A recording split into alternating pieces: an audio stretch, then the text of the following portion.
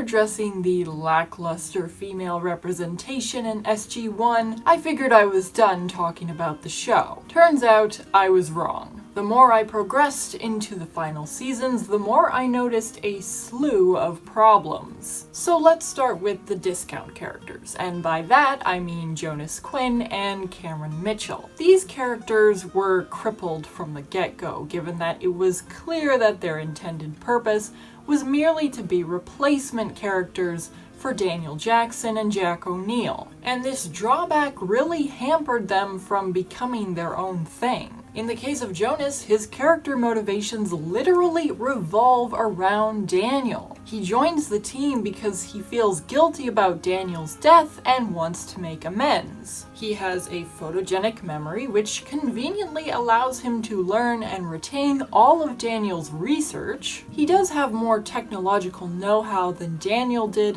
which I enjoyed since it meant that Carter wasn't the only smart one in the group. But aside from that, there's really not much to him. The writers do allude to his advanced human state on and off, but it has no relevance outside of one episode where he sees the future. I feel like the writers should have played that angle up a bit more, but I can understand why they didn't, seeing as it would have given the team too much of an advantage. As for Mitchell, he's a slightly better discount than Jonas, but he falls into the same trap of generic heroism as Carter due to his unclear character motivations. It's implied a few times that he has something to prove, or maybe that's just his intense optimism. Like I said, it's unclear, since during other times he seems to have no problem passing the buck off to other characters. Also, like Carter, he seems to have no character flaws, which is odd given that he was replacing the most flawed character on the show. So where Jack's humor gave his character an extra layer of depth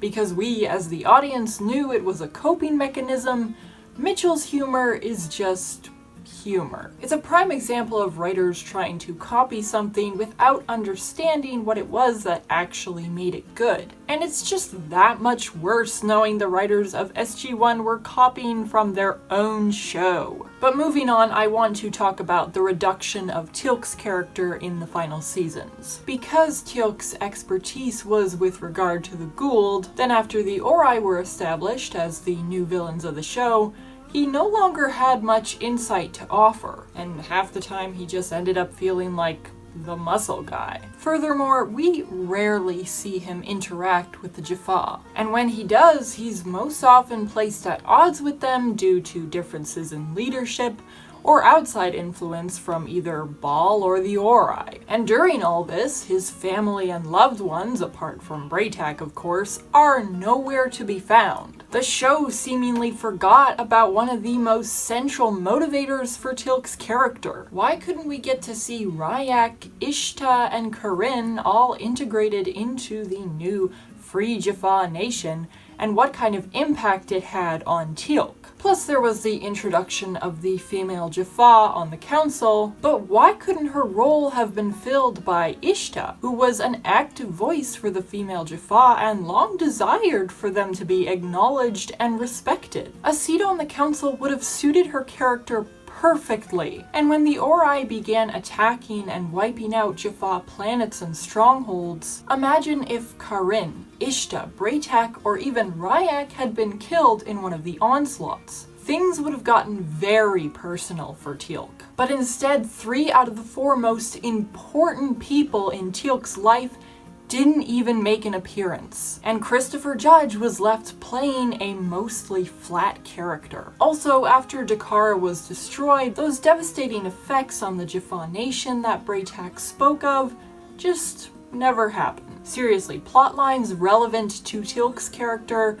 are just not allowed to progress in any meaningful way. Next time we see the Jaffa, they're offering Teal'c a council position. Guess it's business as usual. Teal'c is finally given a decent episode in Talion, even though the writers pull Arcad out of thin air to give Teal'c a meaningful rival. But a lot of it feels like just a rehash of previous events, what with Rya'c almost dying, but then not, because let's be honest, Rya'c, who should have died at least 100 times over during the course of the show, is treated as invincible by the writers. And then there's the matter of Teal'c falling back into his bad habit of letting his desire for revenge consume him, and just barely managing to defeat an old rival who killed one of his parents. Aside from Talion, I did appreciate Teal'c's role in the final episode unending, since it's something other than his muscles that makes him the perfect man for the job. But even so, these episodes both feel like too little, too late. Anyway, while I'm still on the topic of SG-1 characters, let's talk about Vala. Now, I addressed her introduction in my video on self-destructive characters, so if you haven't seen that video, I'd strongly recommend you do so, since I'll be expanding on what I talked about there. You can find the link in the description below. And while you're at it, consider giving this video a like, maybe share it with a friend, and subscribe to the channel so you don't miss any future content. And if you're looking for more ways to show your support, you can always consider joining our Patreon. So in my self-destructive characters video, I talked about ways in which writers can counteract their characters' self-destructive tendencies and give the audience a reason to root for them. Among those ways was giving characters a redeeming quality, which they could later fully grow into. Now, in the case of Vala, the writers completely botched this. The closest thing to a redeeming quality that Vala displays is choosing not to kill the crew of the Prometheus. But this is the lowest possible bar that you can set for a character, and certainly isn't going to score them any points. Furthermore, yes, while Vala chooses not to kill the crew,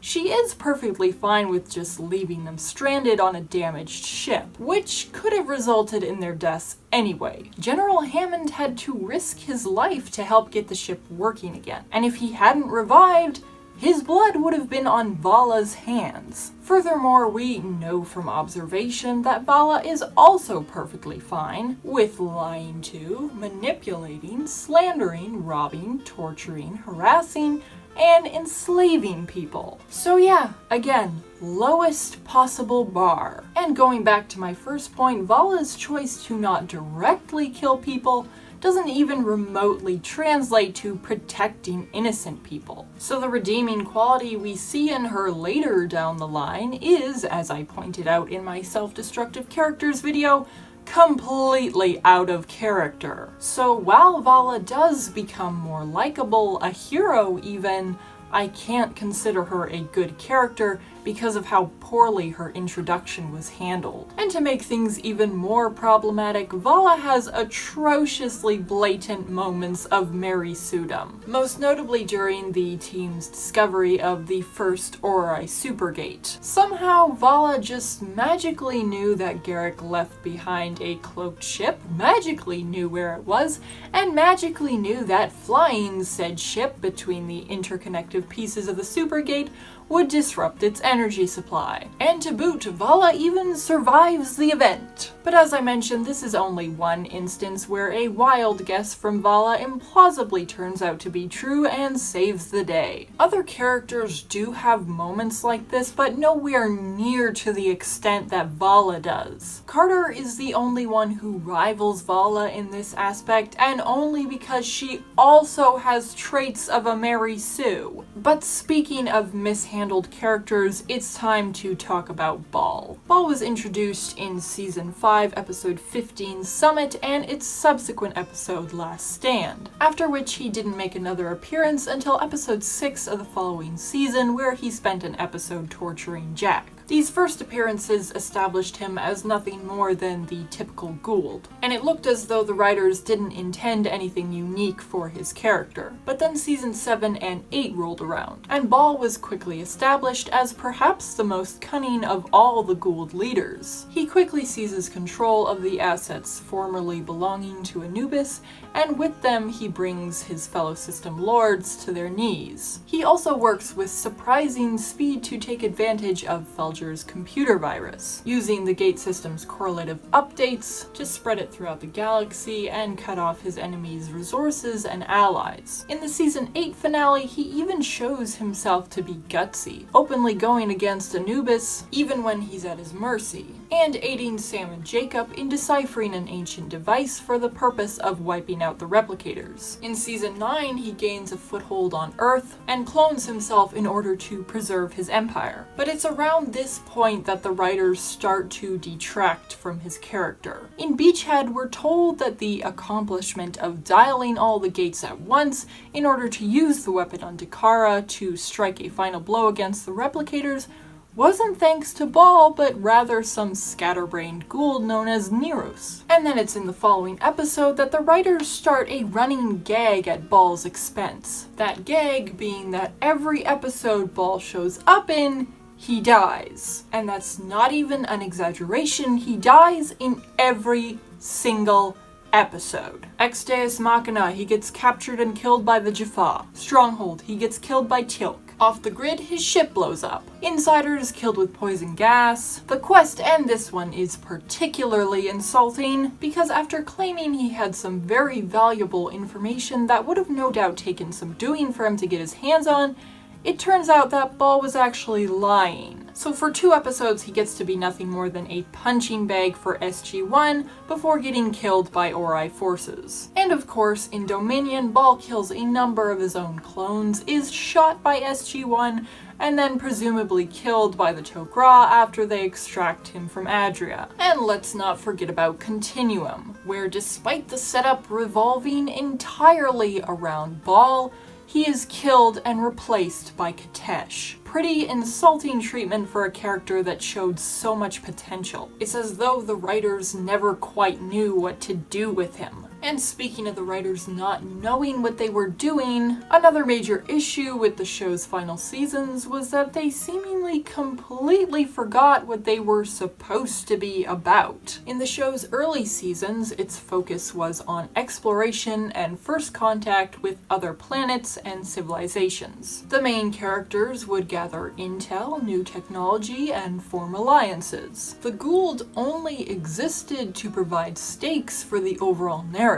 And it was a great formula. Almost every episode had something new to offer. But after the Ori's introduction, the focus shifted entirely to the action. The Ori were always involved somehow or another. And even if the Ori did make for interesting villains, they simply weren't fit for shouldering 2 entire seasons. At most, the audience got 2 or 3 episodes of respite. As a final note, I thought season 9 and 10 leaned way too heavily into the fantasy aspect, but that might just be me. Anyway, if you enjoyed the video and want to see more like it, subscribe to the channel and hit the notification bell to stay tuned for future content. I'm your ally, and I will see you next time.